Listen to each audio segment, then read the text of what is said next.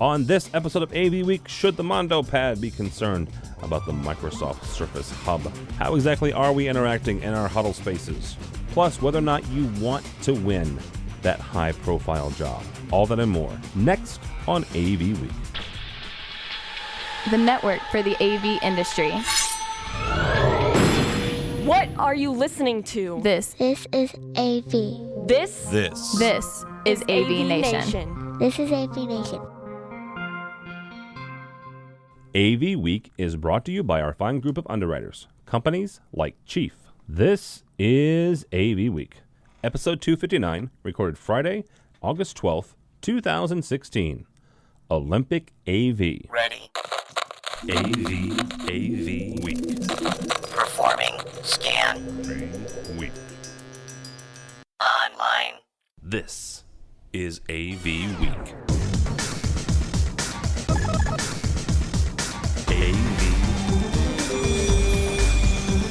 AV Week. This is AV Week, your weekly wrap-up of audiovisual news and information. My name is Tim Albright. I am your host. With us this fine Friday, first and foremost, ladies first, Penny Sitler from Draper, also head of the Women in Infocom Council. How are you, ma'am? Doing well, thank you. Also, pleasure to be here. Thank you, ma'am. Also with us is Mr. John Greene from Advanced AV. Hello, sir. Afternoon. Also, well. also a Cedia tweep. So, it's cool. It's. No, I love it. I actually love it. I just gotta do the work that they ask me. You have to do work. Yes, I owe them. You do. You owe Miss Olivia something, at least a tweet or two. We'll get John's code if you're going to CDS. You can register for free. Oh, you're gonna make me look that up. I'm giving you a half an hour for that. Also, my buddy and pal and an accidental friend, and I'll explain that in a second. But his name is Dan Newman. How are you, sir? I'm doing very well, and I'm very excited about my new role as accidental friend. Oh, shut up. He's got a new book out. Dan is probably one of the more prolific writers that I personally know. Called Building Dragons, and it's a very good book. We actually gave some out at Infocom this year on the show floor. So, just be nice to me, or I'm gonna light fire on you. You're not the dragon. Oh, well, sometimes you take character when you're very prolific. That's what I understand. All right, so here's my stories. All right, let's kick this off. First and foremost, from our friends over at AV Network, InFocus launches the Mondo Pad Ultra collaboration display. The Mondo Pad has gone through a couple of different iterations over the last 2 years.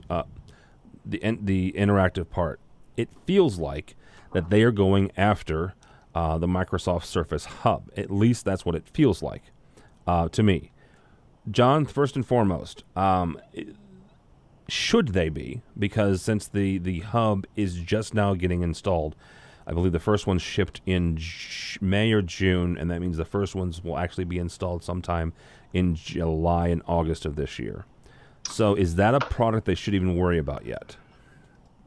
The discussion with our clients has been certainly around collaboration. It's been around interactive touch.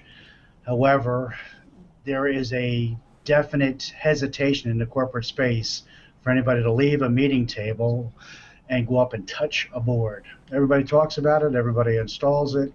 It's got to be included in the build, but there's not an active use of it. So I'm not saying that whether you need a Microsoft Hub or you need an InFocus, it's not actively being utilized. So do they have to rush? No.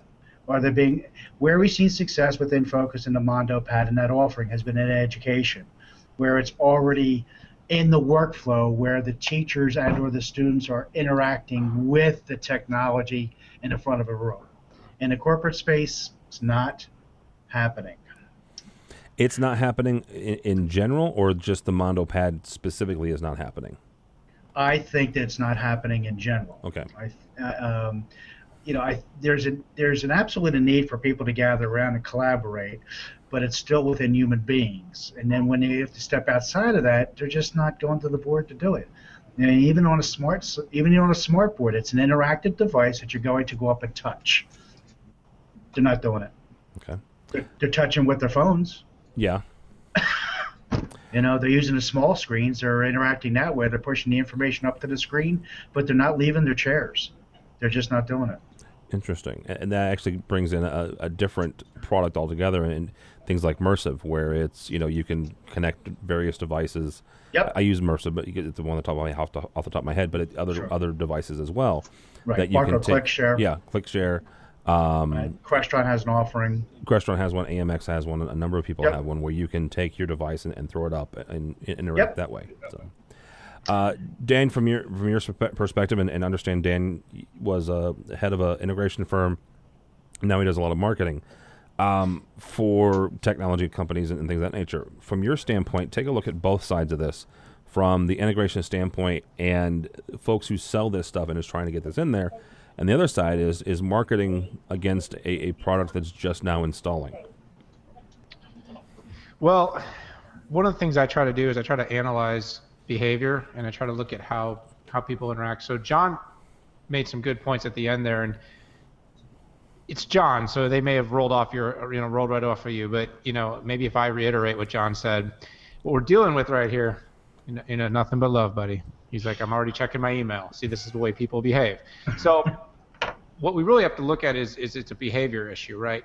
You can start with the macro trends that are going on, Tim. You go to, even when we're at events, large events, you go to InfoComm and everybody gathers in one place so we can all stare at our phones together. This is very similar to the trend that's going on in conference rooms and meeting rooms. Yep.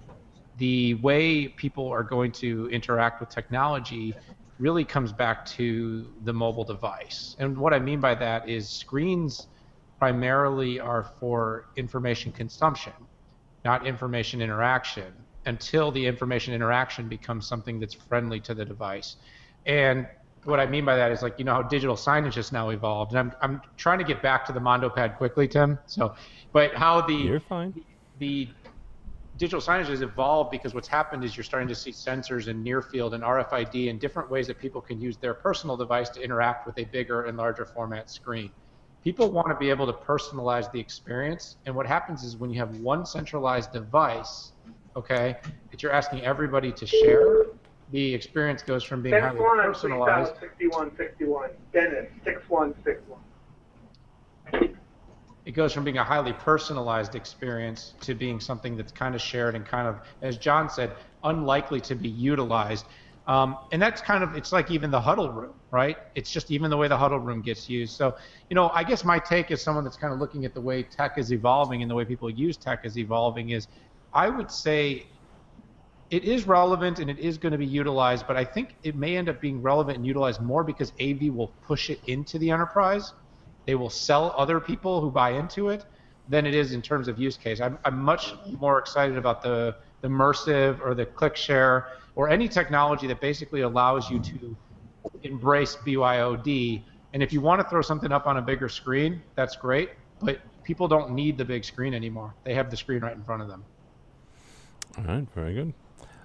Miss Penny, from your standpoint, and again from the marketing standpoint, if John and Dan is right, the fact that we're using smaller screens and we're not interacting with these large suckers, whether it's the Mondo Pad, whether it's the Surface Hub, I guess the best way to ask this is how are we going to get folks to do it if they're not already naturally doing it? Yeah, I think that's a great question. I see a lot of people getting a little bit scared of the tech, and when it's tech that they have to touch in front of a group, I think they're going to be, certain of them are going to be real scared. We're using, should I name drop? In-house, Absolutely. We're using Crestron Air Media. Right. And that's, even that's a little tricky for some people, as easy as it is. So, yeah. Well, and here's the other thing with that. I'm not looking for it. Yeah, here's the other thing is you've got folks like somebody, John mentioned the Barco ClickShare. Barco ClickShare, you have a physical device, and all of these, understand all the things that we've talked about that came out of this conversation, the Air Media, the Mersive, all of them are our own personal devices being put onto a big screen. Yes. That's not what the Mondo Pad is. It's not what the Surface Hub is. So what we are normally and naturally doing, back to Dan's point, what we are naturally doing is using our own devices. And these folks are coming out with products and marketing and trying to get folks and all kinds of hoopla over devices that aren't our own, and asking us to break our natural tendency, again, back to Newman's point, break our natural tendency and go up and interface with something that's not ours. Right. Well, again, you go back to, let's say, the smart board. There was a natural tendency for a teacher to walk up with a piece of chalk and interact with the technology, which was a chalkboard. Okay, and that was the workflow. That's not the workflow that you and I have. We just don't go up to a chalkboard. I mean, we're literally either talking across the table from each other, or just simply, as Dan had described, putting it up on a large screen and gathering it as consumption, and then continuing to talk about it. I don't think that there's anything that there has to be an application, because that's the other key to the success of Smart it was the software. It wasn't the board. Yeah. It was the ability to, have lessons, and there was a reason to interact with the Smart board because that's where the software was. And maybe that's where the hub has it. Maybe that's a little bit of what InFocus has, but it's not. Again, I speak only from my own markets. It's not. There's not a killer application that's going to make me walk up to a Mondo button. Mm-hmm. And the only thing that I would use it for, and again, there's a lot of other features. I mean, again, I could use it as a large screen because it's a beautiful size. It's the right size, and I'm going to use it for teleconferencing. The fact that I don't utilize 2 or 3 of its options or what it's capable of doing doesn't mean it's a bad idea or a bad product. I just don't. But it might be at a bad price though because of those other two offerings. Yes, that's true. Yeah. All right. But it's not. It's price competitive to the Microsoft. Oh, it definitely is. But again, we're talking about again, the features of the hub and the features of the Mondo Pad may be overkill for what we're actually utilizing them for, and not just us, but what our clients are. If I can make sure. I was just say, John, if I can make a little bit of an analogy though here. Remember when telepresence rooms first came on the scene? Cisco, Right. Polycom, Sure. life size, 3 big screens, custom furniture. Right. There was $1 an million. application for it, and it was in limit, and the companies were looking at capitalizing on a certain market opportunity that took place. This is a little bit of a microcosm of that. Is there are these limited applications, and I think Microsoft can capitalize. They've got this enterprise relationships. They've got all these companies that want to outfit these pretty fancy technology-rich rooms, Right. and so they're going to end up shoving them in there. But it's going to be what those rooms were. Everyone's going to wind up still doing the collaboration on their mobile and on their iPad and on their desktop, and then they're going to have all these fancy rooms that they go, they're going to be technology write-downs. I don't disagree with you, but I got to tell you, Dan, you and I have talked about this in many cases too. It's simplification and standardization, and I think that the end users are tired of that. They might have a room off in the corner to say, hey, look how big, bad, and ugly we are because we have a Microsoft hub, but that's not the trend. I think that the application of this stuff, the actual usage and application of this stuff is really overdriving it. And it's like, we don't need all that. We need technology. We don't need that. That's happening an awful lot. All right, very good. Let's move on to something a little less low tech. Yeah, a little less tech. How about that? And that's indoor air quality. It's a blog by our good friends at Draper. Penny's here. And they reference Julie Jacobson from CE Pro, talking about another way that that integrators can make revenue. Right, one of the things that just the industry in general is trying to look for new profit centers. Julie references the indoor air quality. Draper took that idea and said, okay, we can help with that. There's something called volatile organic compounds, and Benny, I'm going to make you explain that in a second. Here's the thing, though. The first question is, and to Penny, how can a manufacturer help integrators, first of all, understand what this is, and secondly, how can you help them use this as a unique selling proposition? Yeah, well, air quality is an ongoing issue. It's all about the space that we're all in, and it's affected by the products around us. And especially when you have a lot of things like plastics and vinyls, you can have some really nasty off-gassing. It also happens a lot with carpets and wall coverings and the adhesives and so forth. So several years ago, actually, we had a number of our products evaluated to see whether they were putting nasty stuff into the air.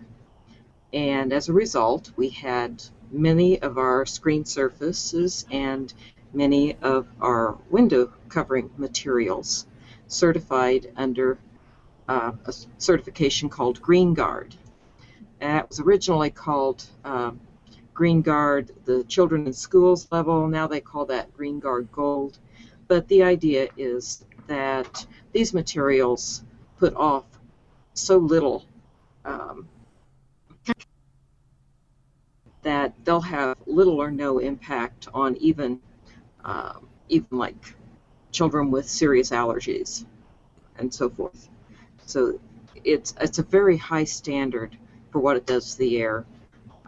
Really nice thing when you're in a space that's filled with Green Guard products.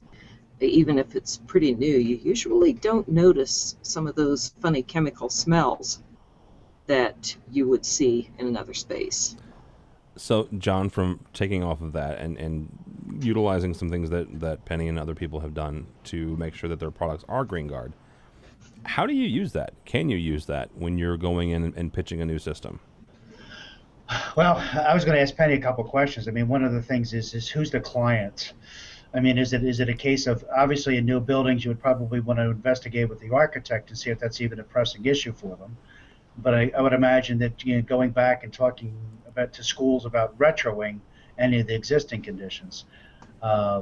We always, whenever you're talking to a customer, you want to expand the conversation. I mean, this could certainly be an underlying pain point that you're not aware of, and it's just walking right past. So first off, you got to be a little bit of an evangelist and let everybody know that there is this issue. Are they aware of it? Is it a concern for them? But Penny, is that who you're? I mean, who are you marketing to? Who are you driving this to? The product. Yeah, the original driver was the architectural audience. Okay. As they seek to build sustainable buildings, they're very concerned about the quality of the air. Right. And became an issue. It was a first place we were seeing it was as a source for points in LEED accreditation for buildings. Okay, so it falls under that. Okay, good. Okay. Yep. There are other standards for sustainable buildings, and they all pay some attention to the quality of the indoor air. Right. So this is a way you can contribute to that. It's Right. also a growing issue in schools and healthcare settings. And rehab, refurbs type of a situation? I mean, do you go back and try to say, you have 100 screens, but this is the issue? Is that market open to that kind of a changeover? Or are they going to wait till the new building gets built? Well, I imagine that in your rehab refurb situation, Right. you've probably got a bigger problem with outdated technology. Right. You're looking at a building with 4:3 screens, and you're probably not going to put 4:3 projection on those screens. Right. So that's a bigger, more compelling reason to Right. change out the screens. What and we don't necessarily have to answer right off on air here. Is there a premium for it? Is this basically something that you build into the product and the process going forward for your company? A lot of our most popular surfaces are Green Guard certified without any premium. And That's great. It's on It's just a selling point okay. for you. Well, That's and great. really quickly on that, on your website or on the spec sheet, is it listed there? Yes. Okay, perfect. All right, Mr. Newman, grab me a wrap around this, and not just the Green Guard and the air quality stuff, but Penny mentioned the LEED. I guess the best way to ask this is: are we still concerned? Can we still help with LEED, or is that been taken out of the AV integrators' hands at this point? I think, like every evolution that takes place in an industry, a few integrators have glommed onto that and done a very, very good job, and the rest have probably sunk in the quicksand of it because it's something that's outside of their wheelhouse and they don't fully become educated and learn what it means. And LEED is really it's an ideology for companies. It's a governance and compliance standard. It's a corporate social responsibility play that companies want to get in, that they want to sell, that they're better to the earth than other companies potentially in their industries. So I think, like everything else, I think that's a conversation that depends where in the strategic ecosystem you live with your particular client. So, if you're dealing with, chief marketers and, high-level executives in the company, and you're part of their strategy. So if you really are the consultant to these companies, I think leads still could have a play. But I think as a whole, one of the challenges with our industry is we've just lived too far down the food chain, and we've always been selling at the level of fulfillment instead of selling at the level of vision and strategy. And that's where we're going to be more and more challenged across the board. And I don't want to be constantly this disruptor, but in the age of digital transformation, right, what's ending up happening is technology is just becoming inherently part of our lives. It used to be something that was outside. You used to walk into a room and notice it. Now with IoT and where we're going with technology, everything is connected. Everything is part of technology. Everything we do, we're connected 24 hours a day. We're measuring data. And so I guess the story kind of comes down to is lead is strategic, just like everything else. And then what every integrator needs to say is, what is our strategy going in? Where do we live inside of this business ecosystem? Are we here to fulfill a need for a new room installation? Or are we here to help guide companies into the future in understanding how we're going to connect, communicate, and collaborate? And beyond using those 3 words on your business card, what value do you really offer? Yeah, I think the subject matter is again, it's something that you expand your conversation with, you expand your capabilities, and trying to understand what their pressing issues are. That's really important. So when you talk about this and lead, you should be capable of talking about the subject pretty openly, for sure. And then again, and the other thing is that it never requires an exact answer. You might say, are you concerned about air quality? And know that in the back pocket you've got a Draper solution. But that's never going to come into the conversation. The topic of green guard and air quality is what's really going to be the value that you're going to present yourself to the client.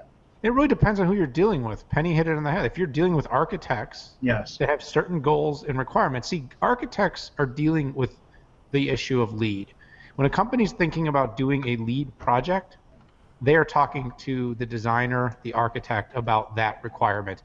Then it ends up flowing down to the integrator through the design, build, bid expectation. We are shooting to be a gold lead or silver lead or platinum, whatever lead we want to be. Right. And then it goes, which parts of your installation are going to add to our lead point requirements? And you're going to be needing to point that out.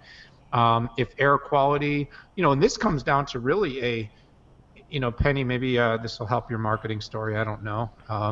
But this really comes down to the future of the workplace. This comes down to companies that are thinking about happier employees.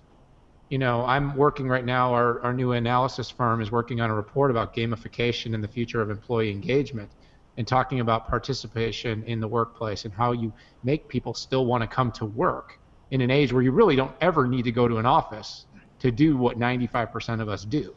And it's really going to come down to the quality and things like air quality, things like being in a place that smells good, things like a clean toilet. I mean, it sounds arbitrary now, but this stuff matters to people. Mm-hmm. There's been some studies with them on the millennials, right? And everyone talks about millennials, and it's like this big deal right now, but is that the vast majority of them, it was like over 80% of them said they would take time off or remote work over more money. Yep. Both of those became priorities. It's quality of life and quality of work. So, I mean, I think the bottom line is the story. The problem is will the AV integrator tell the story in a way, or will they just start spitting out specs like, oh, we're green guard, and that's like, what does that even mean? And, right. And that's the thing is the story is we're creating environments that make work more satisfactory. Right. Through our technology. And there's so much that rolls into that too. I mean, there's a lot of technology that we saw that rolls into that story thread. It really does. Yeah. Yeah. We find that there are a dozen ways that our products support workplace productivity, and even a 1% increase in the productivity of a workplace is big money. It absolutely is. All right, last story. Energy savings and advantages like that. Yeah, absolutely. All right, last story here, guys, before I let you get out of here. The Olympics are happening this week. And this is one of those nice cross-cultural things that we get to talk about from time to time. Because regardless of where you're listening to AVWeek, your country most likely is participating. For the U.S. broadcast, we have the wonderful NBC Olympic coverage. And the NBC is using Audio Technica to enable, quote-unquote, to enable NBC to capture and monitor audio for 5.1 surround sound. Not necessarily talking about the Audio Technica mics nor NBC's coverage. But Dan, first and foremost to you, whether you're Audio Technica or years ago it was Sony, which was the main provider for cameras and things of that nature, as a manufacturer or as an integrator, how do you get yourself attached to jobs like this? To jobs like the doing Olympics, sound for the like the Olympics, like the World Cup, like these big, massive undertakings. Well, I think I just want to preface this. I never had a job that big in our world. We did some very, very large staging jobs and stuff. It's because our company, United Visual, we did have a big staging division, but it was never anything quite that size. We did the big Harley Fest every year, Summerfest up in Wisconsin. But for instance, something as large, I think one, it's focus and commitment to your trade. I think in a lot of businesses, right? There's especially like staging, right? There's a half a dozen staging companies that are known throughout the U.S. and they're just known because it's what they can do. They can get that concert thrown up. I mean, in terms of attaching yourself to this, part of it is also it's like having the will to do it. I got to say, like, you've got to want to do that and then have it's, you know what I'm saying? John's laughing. You can't see. I don't know if you're watching or listening, but if you can see this, he's laughing at me because it's kind of like winning that $5 million AV bid. It's the best thing in the world until you have to start doing the work. Every salesman knows that. It's that great feeling the day you get the contract, and then literally you'll wake up in the middle of the night about 3 to 5 days later, and you look at the ceiling and you go, "Oh my effing Lord, what did I get myself into?" And because you realize that a project of this size, the number of things that can go wrong, the number of challenges. So I think it's an incredible amount of expertise, Tim. It's a dedication and to your trade and to your craft. I think most integrators, that's so far above their pay grade to try to run. It really is. So there's so much complexity, and the companies that do that very well, I think, are highly specialized. They take training and education very, very seriously, and they're very, very close to vendors, and obviously the one last piece. Yeah, how do you get into that, Tim? You've got really good and usually very old relationships in all the right places. Yeah. All right, John, you were chuckling at this. Hang on. I've been around long enough to know. No. No, I wouldn't. No, I wouldn't. And we've had conversations where somebody says, "We're going to give you an opportunity to do $5 million worth of business with us," and I'm like, exactly what Dan says. You may want to, but at that, what are you going to get from it? I mean, the conversation starts with, "What's your donation?" And the donation is time and money, and it's expanded over long. Even to start the sale for the Olympics next year or the next 4 years, that started about a month ago. Well, the reason I ask is because so these Olympics, if those of you Sure. with shorter memories, Chicago was up for the 2016 Olympics for about 2 or 3 Right. years. They were in the process. So I'm looking at Dan. I'm looking at Penny, who is roughly the same distance from Chicago to me. That could have been a job had the Chicago won the Olympics. That Dan is right there in the middle of it. That's where United Visual was located, with Chicago. You're within throwing distance, so you could have gotten technically thrown in there. But Penny's right there, right, as a manufacturer. Right. And whether it's $5 million or the ability to have an article written about your product being associated with the Olympics, yes, it's a lot of work. But is it not worth it from a marketing standpoint and from a no? Okay. I don't see it. Just to have the Olympic badge attached to it it's got a shelf life. You might have 6 months before the Olympics occur. You might have a memory of 3 months afterwards. We don't even know if Sony do the Olympics last time. Did Panasonic do the Olympics last time? Nobody remembers. Everybody yeah. knows that, let's say somebody like a brand like McDonald's did every Olympics for a long time. And it's just, you have to have a deep pocket. And again, you have to have the relationships, because let's say that it did happen in Chicago. If it's going to be Draper that's going to host all the screens, they're going to have a partnership of Dan's company, my company, somebody else's company to get the work done. So it's a shared responsibility. And it goes back to what Dan said, is that you got to have that pride. Hey, look, this is what we did. But I'm not sure there's a return on it. I mean, even cities are looking at it right now going, there's no possible way that they're going to recover from the amount of money that they spent. Well, that city's in big trouble, and I don't want to get into an economic discussion right now, but Rio is in huge trouble. I was going to say Chicago or Rio, because Chicago's in trouble too. No, I don't actually. I live in Naperville. I'm a west suburb. I was going to say, you forget. I pay the same taxes you do, buddy, to support that wonderful metropolis. Thank you. We appreciate you down yeah, I'm there sure you do. In the States. But you're also a Cardinals fan. But you know what, Penny, let me ask you a question real quickly. You guys probably don't do it for the Olympics, but you often get pulled into things now where you're getting promised exposure and PR. If you give us a screen, if you let us use, these shades, right, for this event, like we're going to put you on our little banner. Like in the age of such fractured attention and people never really looking at anything for very long anymore, is that still good marketing? Are you guys still catching yourselves really buying into that as a marketing tactic? We have to be pretty selective about those opportunities. We do occasionally see something that we think would be worthwhile, but it's usually about a really targeted audience. It's not just about the huge, broad crowd that will be in attendance. It's trying to get a hold of one specific type of buyer or one specific type of specifier. Yep. All right, very good. All right, that will be the last word that we have for this week. Thank you so much, Miss Penny Sitler. Thank you, ma'am. Thank you. How do people get a hold of you and or Draper? Well, you can always go to our website, draperinc.com. You can tweet us at DraperInc or at DraperAV. And you can just look us up and telephone us off that phone number on the website. All right, very good. And if they're interested in joining the Women in Infocom committee, volunteer committee, how do they do that?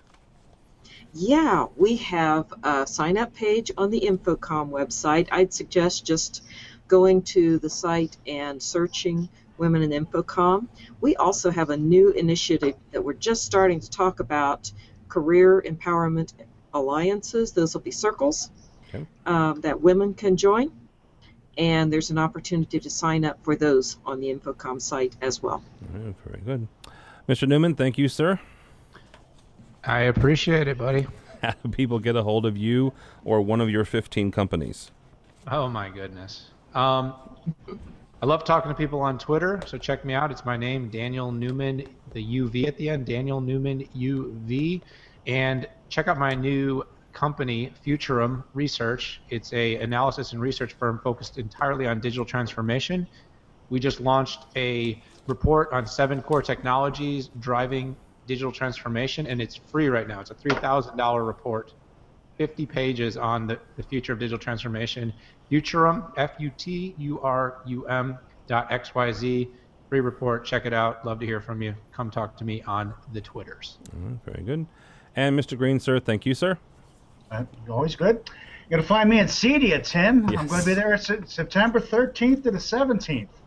I'll be wandering around the floor with my Twitter handle on the 15th to the 17th, so you can get me always on my Twitter handle, JGreenSIX, like the number, and always find me at advancedav.com. All right, very good. And also, if I mentioned the fact that Dan's written like 24 books. His latest one is called Building Dragons. It's on Amazon, at least that's where I got it. So it's still on Amazon, correct? I don't. Yeah, you got one too, John, and I don't give them away. So no, he doesn't. I had to pay glad for every single one I gave away to Infocom. You did, but I did give you one when I met you for breakfast. You did. It was very nice. He didn't sign it. He charged me $50 to. You know, it's funny. That was my reaction too. I got to get it signed before I read the first page of it. Yeah. I've read it. It's very good. Looking forward to spending the weekend doing it. Dragons versus unicorns, and if you don't know what a unicorn is, you know it's a one in a lifetime tech company that you can make $1 billion over, and Dan talks about building dragons instead of unicorns. So it's good Love stuff. it. Thanks for the extra promotion, buddy. And that was fun. No better way to spend a Friday than talking to you three. Well, thank you, sir. Don't follow me on the Twitters. I typically complain. At this point, I'm complaining about the Bears, who were horrible last night in preseason action. So but go by the website, if you would, please, avnation.tv. avnation.tv. You will find this program and a host of others. Have a brand new residential show. It's This AV Week, only it's talking about the residential stuff. That happens typically every Monday. John mentioned Cedia. We will also be going to Cedia as part of that. We will have our world-famous tweet up the Thursday of Cedia from 4 to 6 o'clock on Thursday. So check us out there, and check us out at the website, avnation.tv. avnation.tv. Thanks so much for listening. Thank you so much for watching. This has been AV Week.